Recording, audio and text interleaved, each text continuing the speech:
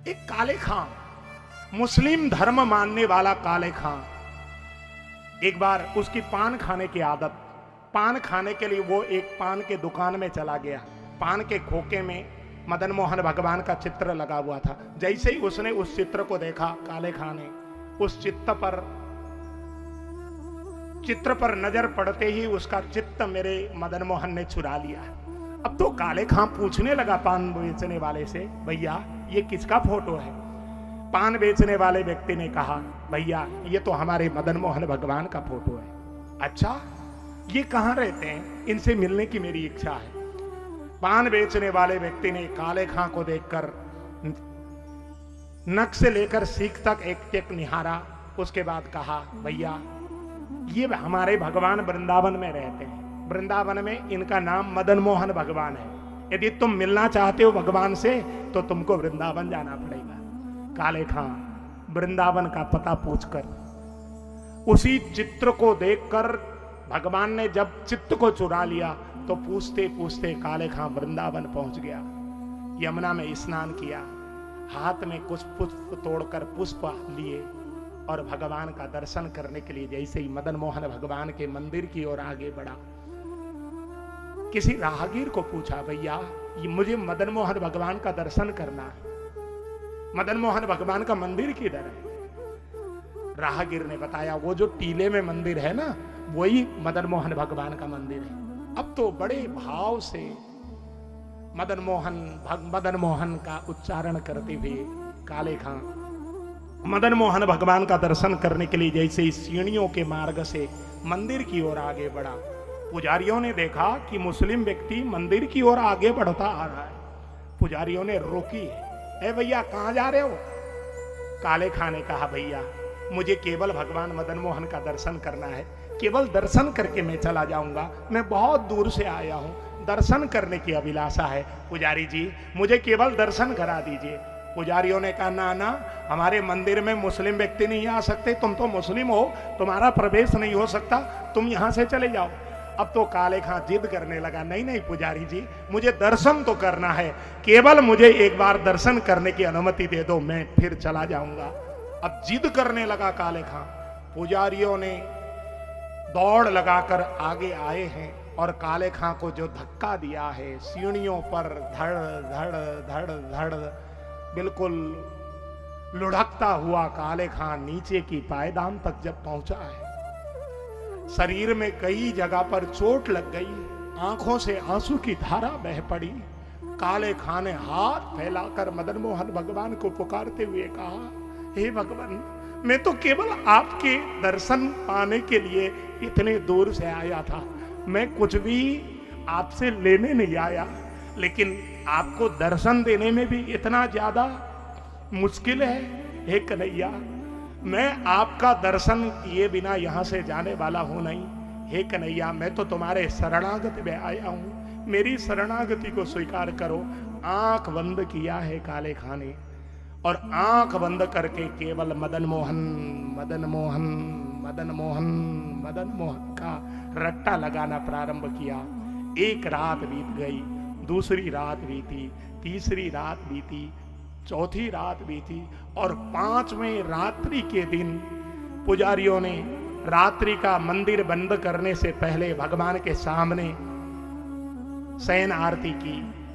56 भोग का थाली भगवान के सामने रख दिया और भगवान को जब लिटाया और पुजारी मंदिर बंद करके घर को चले गए, भगवान मदन मोहन काले खां की पुकार सुन सुनकर पक गए।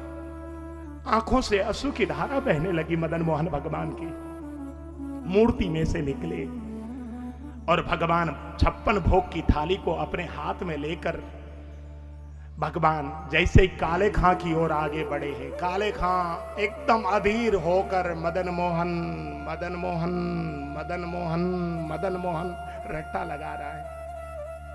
5 दिन से भूखा प्यासा काले खां मदन मोहन का पुकार करते करते उसका गला रूंध चुका है, बोला भी नहीं जा रहा है, लेकिन वो बोल रहा। आंखों से आंसू की धारा बहते बहते आंसू सूख चुकी है। तब भगवान मदन मोहन जब काले खां के पास पहुंचे, आवाज लगाई, काले खां भैया नेत्र खोल, भैया नेत्र खोल काले खां। जब मदन मोहन भगवान ने आवाज लगाई, काले खां ने कह दिया, भैया तुम जो भी हो मेरे सामने से हट जाओ, मुझे विक्षेप मत करो, मेरे नेत्र तो तभी खुलेंगे जब मेरे मदन मोहन भगवान मेरे सामने आएंगे।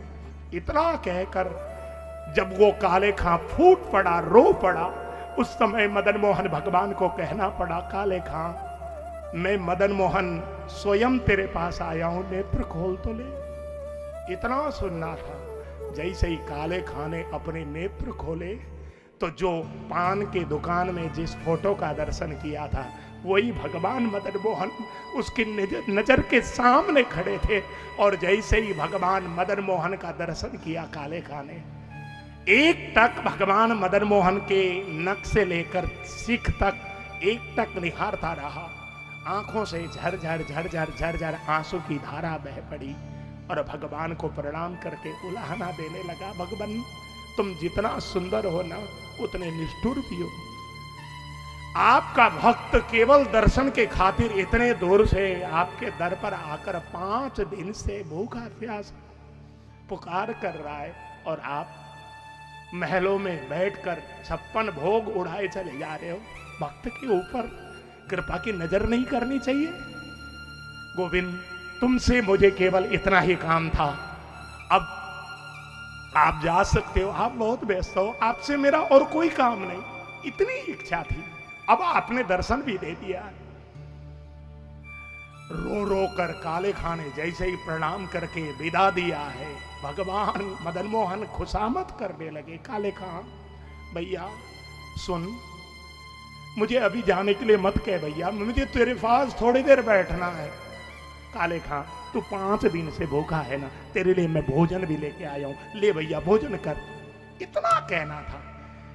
काले खां भाव विवलित हो गया। काले खां को भूख तो लगी थी।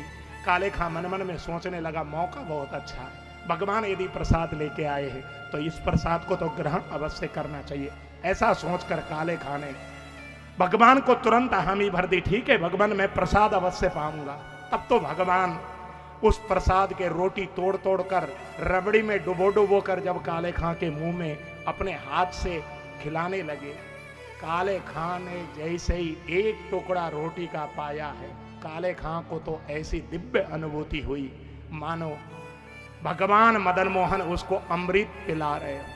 दिव्य अनुभूति, आंखों से आंसू की धारा झरझर झरझर बहने लगी, हृदय पुलकित हो गया, रोमांच खड़े हो गए, हृदय गदगद हुआ, वातावरण में अत्यंत दिव्यता छा गई, अत्यंत आनंद की अनुभूति हुई, आंख के आंसू सूख गए और हृदय प्रसन्न हुआ। भगवान मदन मोहन की ओर एक टक लगाकर निहारता रहा काले खां, और रात भर भक्त की और भगवान की चर्चा होती रही। और प्रातः काल का जब ब्रह्म मुहूर्त हुआ, पुजारी मंदिर का पट खोलने के लिए जैसे ही 4 बजे का घंटा बजाते हैं, उस समय भगवान ने जैसे ही पुजारी के द्वारा बजी हुई वो घंटे की आवाज जब सुनी, तुरंत काले खां को कहा, काले खां भैया मुझे विदा दे, अब मुझे जल्दी से जाना पड़ेगा, मंदिर में पुजारी आ गए। विदा मांगकर भगवान लदर पदर जब भगे और जाकर मंदिर में मूर्ति में जब समाये, पुजारी ने जैसे ही पट खोला, भगवान के कपड़े सारे अस्त व्यस्त और कपड़ों में जूठन लगी हुई, और भगवान के भोजन की जो भोग की थाली है, सुवर्ण का पात्र, वो दिख नहीं रहा है, वो कहां चले गए पात्र। पुजारियों ने चारों तरफ डिडोरा पिटवा दिया, आज भगवान के मंदिर में चोरी हुई है। अब तो किसी ने आकर पुजारी को सूचना दी कि भगवान के पात्र तो वो जो मुस्लिम व्यक्ति है उसके पास रखें। इतना सुनते ही मंदिर के पुजारी हाथ में डंडा ले लेकर उस काले खां को मारने के लिए जैसे ही आगे बढ़े और काले खां के सिर पर जैसे ही डंडा से प्रहार करना प्रारंभ किए, उसी समय मूर्ति में से भगवान मदन मोहन को चिल्लाकर कहना पड़ा, अरे पुजारियों, उस भक्त के ऊपर जुल्म क्यों करते हो? उसके पास पात्र लेकर मैं गया था, उसने कोई भूल नहीं की, उस पात्र को चुराने वाला तो मैं हूं, यदि मारना है तो मेरे सिर पर प्रहार करो। इतना कहकर मदन मोहन भगवान ने मूर्ति में से जैसे ही आवाज लगाई, पुजारियों को डांट लगाई। और उसी समय भगवान मदन मोहन ने पुजारियों को कह दिया, हे पुजारियों, आज मेरे भक्त को तुमने बहुत तड़पाया है, बहुत कष्ट दी है, इसलिए मैं आज के बाद तुम्हारे हाथों का लगाया हुआ भोग को ग्रहण नहीं करूंगा। आज के बाद मेरा भक्त काले खां यदि भोग की थाली को हाथ लगाकर मेरे सामने ले आकर देगा तभी मैं भोग को ग्रहण करूंगा, नहीं तो मैं भोग को स्वीकार नहीं। जब भगवान बोल रहे थे, पुजारियों ने भगवान मदन मोहन के चरणों में जाकर बार बार क्षमा याचना की है।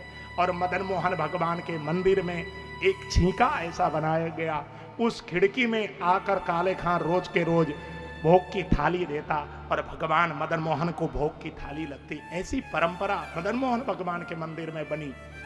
जब तक काले खां जीवित रहा तब तक भगवान मदन मोहन को भोग की थाली काले खां ले जाकर वहां पर पधराता, तब जाकर भगवान मदन मोहन। देखो मेरे भाई बहन, एक गैर धर्म को मानने वाला मुस्लिम व्यक्ति, वो व्यक्ति भगवान का फोटो देखकर जब इतना भगवान से प्रेम कर सकता है, तो जिन गोपियों ने मेरे कन्हैया के साथ रास रचाया, जिन गोपियों के घर में जाकर मेरे कन्हैया ने माखन चुराया, उन गोपियों से कन्हैया का कितना प्रेम होगा और उन कन्हैया से गोपियों का कितना प्रेम होगा, कल्पना करो मेरे भाई बहन।